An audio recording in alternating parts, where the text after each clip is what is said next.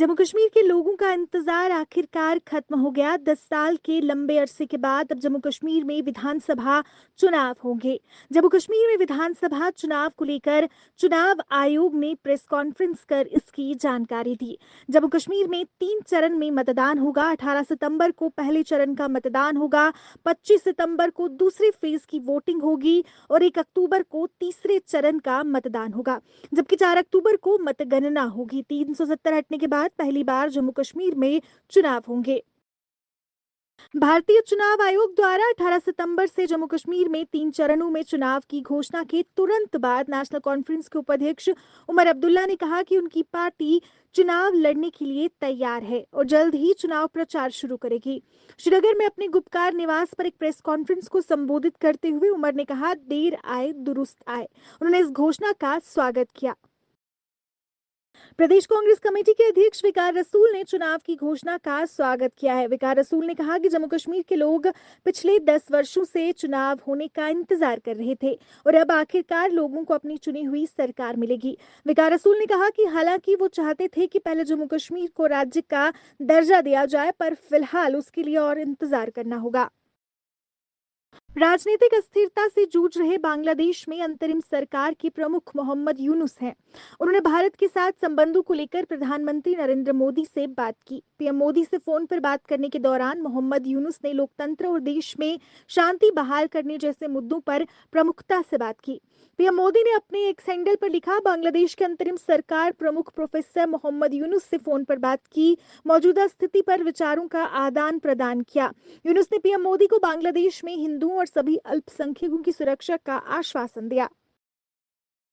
Kolkata doctor दुष्कर्म हत्याकांड में डॉक्टरों का गुस्सा उफान पर है। पूरे देश में डॉक्टर और नर्सों ने हड़ताल कर दी है, जिससे स्वास्थ्य सेवाएं चरमरा गई हैं। हड़ताली डॉक्टरों की मांग है कि केंद्र सरकार सभी स्वास्थ्य कर्मियों की सुरक्षा सुनिश्चित करे। इस दिशा में बेहद महत्वपूर्ण कदम उठाते हुए केंद्र सरकार ने एक आदेश जारी किया है कि किसी डॉक्टर के साथ किसी प्रकार की हिंसा होती है तो इसके लिए मेडिकल कॉलेज या अस्पताल के हेड जिम्मेदार होंगे।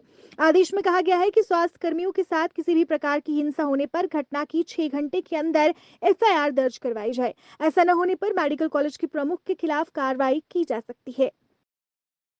देश में इस समय वंदे भारत एक्सप्रेस ट्रेन सभी यात्रियों की पसंदीदा ट्रेन बनी हुई है।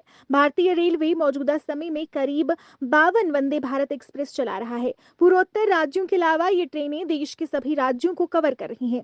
लेकिन अब रेलवे इन सभी ट्रेनों में सुरक्षा से जुड़ा एक महत्वपूर्ण बदलाव करने जा रही है। इससे यात्रियों का काफी हद तक सफर सुरक्षित हो सकेगा। जम्मू कश्मीर प्रशासन ने चुनाव की तारीखों के ऐलान से पहले बड़े पैमाने पर अधिकारियों के तबादले किए हैं। जम्मू कश्मीर प्रशासन ने डिप्टी कमिश्नरों समेत कई अधिकारियों का तबादला कर दिया है। चुनाव आयोग द्वारा चुनाव वाले राज्यों को उनके गृह जिलों में तैनात अधिकारियों को स्थानांतरित करने के निर्देश पर यह फैसला लिया गया।